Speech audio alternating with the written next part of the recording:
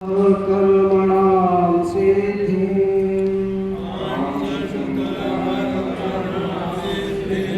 यजन्त इह देवता क्षिप्रं हि मानुषे लोके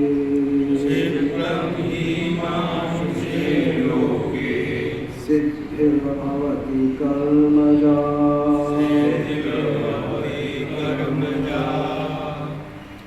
जय श्री कृष्ण। इस श्लोक का जो संबंध है पहले वो पढ़ लेता हूँ प्लीज। श्री कृष्ण कृपा वत्सल्य हैं, हम चाहें तो संबंध उनसे बना सकते हैं, फिर भी क्यों नहीं बनाते। अब व्याख्या है, कर्मों की सिद्धि फल चाहने वाले मनुष्य देवताओं की उपासना किया करते हैं, क्योंकि इस मनुष्य लोक में कर्मों से उत्पन्न होने वाली सिद्धि जल्दी मिल जाती है।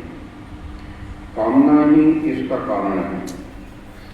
जहाँ से भी हमारी कामना पूर्ति होने की संभावना हो, हम बिना सोचे समझे उसी को अपना परम इष्ट मानकर पूजने लग जाते हैं।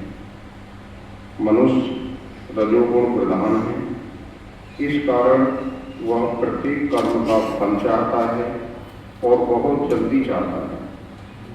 कामना पूर्ति करने में देवता दुकानदार सदृश हैं, जबकि श्री कृष्ण पिता सदृश हैं। बहुत सुंदर है।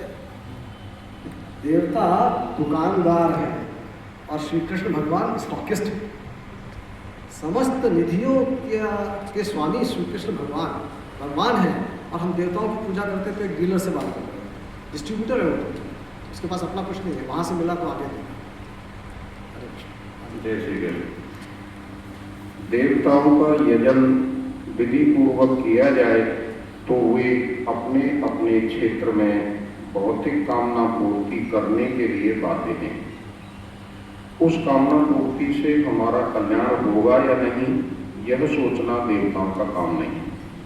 हालांकि देवता स्वतंत्र नहीं, वे हमारी कामना पूर्ति भगवान के द्वारा दी हुई शक्ति से ही कर पाते हैं।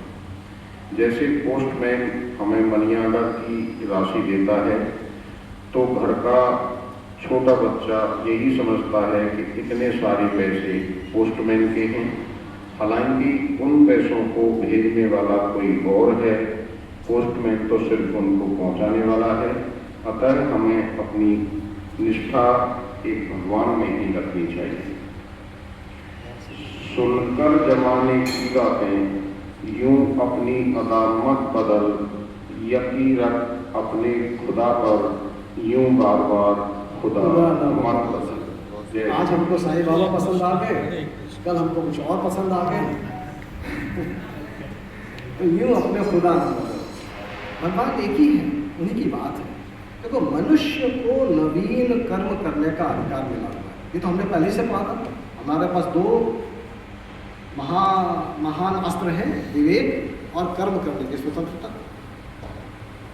हमको ऐसा लगता है कि कर्म करने से ही सिद्धि होती है, देखने में भी आता है। जब हम कर्म करते हैं तो वो फल मिल जाता है।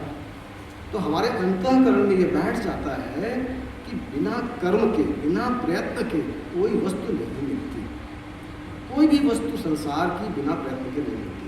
सांसारिक वस्तुओं की तरह भगवान भी हमारा ऐसा तप करेंगे, ध्यान करेंगे, इतना जल चढ़ाएंगे, उस क्रिया से मिल जाएंगे, ऐसा नहीं है। नाशवान पदार्थों की कामनाओं के कारण ऐसा है, लगता है कि हमें वह वस्तु जो अविनाशी है वह भी क्रिया से मिलेगी। भगवान कर्मजन्य नहीं है, सर्वत्र परिपूर्ण है, नित्य प्राप्त है। हमने दूर कर रखा है, यह हमारी कमी है। भगवान तो यही नित्य प्राप्त है, और नहीं प्राप्त होते तो हमारी सांस नहीं चल रही है। सबसे बड़ा उदाहरण यही है। हमारे से अलग कभी है नहीं, सिर्फ हमने नाशवान से जो तादात्म्य बना लिया, संबंध बना लिया है, उसके कारण वह विलुप्त दिखाई देते हैं। प्रकट हो जाएंगे जैसे संबंध हटेगा, यही तो है।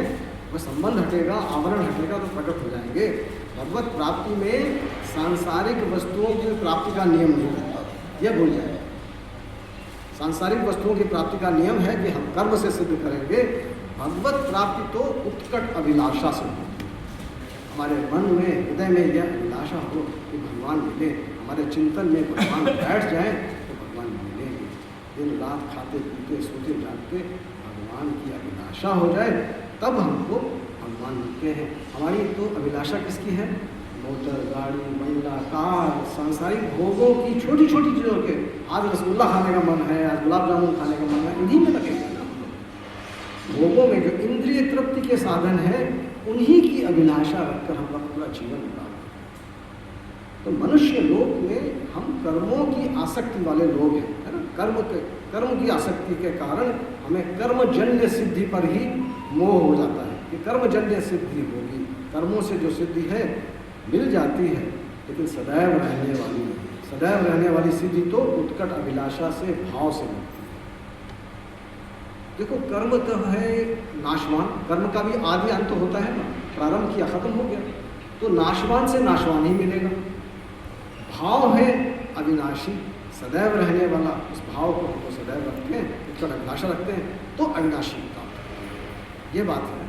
हम जैसे भगवान की शरण लेंगे, उनकी आराधना करेंगे तो कर्मजन्य नहीं है, भगवान भाव से है, ये समझ में आ जाएगा। हम उत्कट अभिलाषा से भगवत प्राप्ति के मार्ग पर आगे बढ़ जाएंगे। कर्मजन्य फल चाहते रहेंगे तब तक हमको इस चक्र में बार बार आना जाना पड़ेगा। वही बंधन का कारण है। हमारी इच्छाएं समाप्त नहीं होगी, हमारी सांस समाप्त हो जाएगी तो दोबारा आना पड़ेगा। अपनी अंतिम सांस, ये प्राण शक्ति होती है, इच्छा शक्ति का। इच्छाएं समाप्त हो जाएं और प्राण बना रहे तो अगला जन्म नहीं होगा, निश्चित बात है। और प्राण समाप्त हो गया, इच्छा रही, मेरे बेटे का ये हो जाता, मेरे पत्नी का ये होता, फलाना ठिकाना, जाने कितनी इच्छाएं बहुत सारी, और मैंने ये नहीं बनाया, वो नहीं बनाया, तो अगला जन्म लेना ही पड़ेगा और फिर उस चक्र में आना पड़ेगा। तो प्राण शक्ति समाप्त होने से पहले इच्छा शक्ति को समाप्त करना है, कोई कामना रहित हो जाना है। तो कर्म से विच्छेद नहीं, कर्म से वह संबंध जो आसक्ति का है वह करना। कर्म करते हुए आसक्ति से विच्छेद करना है। कर्मों और कर्म सामग्री से संबंध विच्छेद करने का सबसे अच्छा तरीका है कर्म अपने लिए नहीं, दूसरों के लिए करना। उससे संबंध नहीं बनेगा। अगर दूसरों के लिए करेंगे तो वह संबंध विच्छेद करता है कर्म से। यह बात इस श्लोक की चर्चा है। अपने लिए कर्म से जो योग है वह दूर हो जाता है, दूसरे के लिए कर्म करने से भगवान से योग हो जाता है। यही समझना है। हरे कृष्णा। हरे कृष्ण। हरे कृष्ण। कल्पना जी करेंगे वाचन? आइए, नहीं बैठ सकते। आइए। 13-14 दोनों पढ़ते हैं।